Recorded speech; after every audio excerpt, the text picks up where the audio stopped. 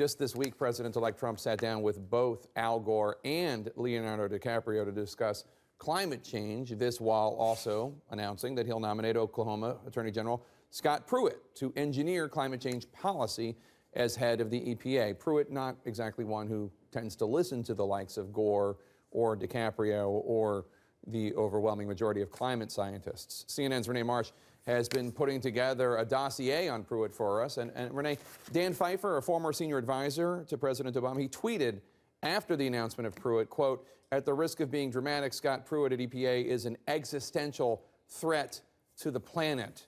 That is quite a charge.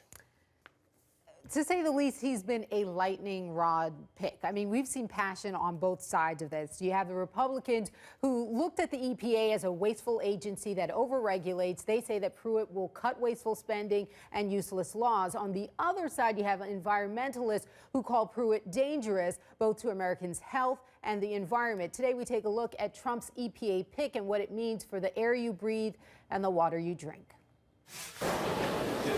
Scott Pruitt's stance is clear. The EPA is guilty of overreach. We have an EPA, we have a federal government that is actively involved in picking winners and losers and using regulatory power to penalize fossil fuels. As Attorney General of Oklahoma, the biggest oil and natural gas producing state in the nation, he launched multiple legal battles against the Obama administration's key climate change laws, attempting to essentially dismantle the very agency he'll now lead. Department of Environmental Protection. We are going to get rid of it in almost every form. We're going to have little tidbits left. Team Trump says Pruitt, quote, brings a deep understanding of the impact of regulations on both the environment and the economy. Attorney General Pruitt has been a leader in fighting against excessive regulations from the EPA that have driven up costs for American families and businesses and have been devoid of any real meaningful environmental benefit. Pruitt, a climate change denier, has said, quote, scientists continue to disagree about the degree and extent of global warming and its connection to the actions of mankind. A November radio interview gave insight on how he'd run the agency. Tell us, under a Trump administration, what are you looking forward to? Regulatory rollback. Washington has become way too consequential in the lives of citizens across the country. They've been dictating to the states, dictating to business, dictating to industry, sometimes outside of the Constitution. It's a joy to be with you this morning. The easiest and fastest action Pruitt can take on day one without help from Congress is simply not enforce the laws on the books.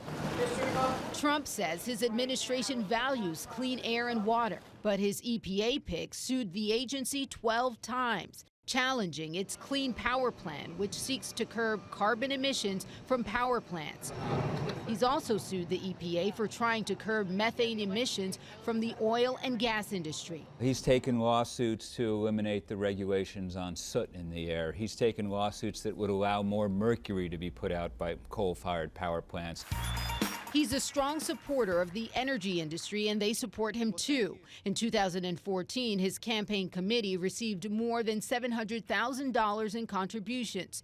More than 17% of that came from the energy industry. A 2014 New York Times investigation found he collaborated secretly with the energy industry, sending letters lobbyists wrote for him to the U.S. government attacking the EPA.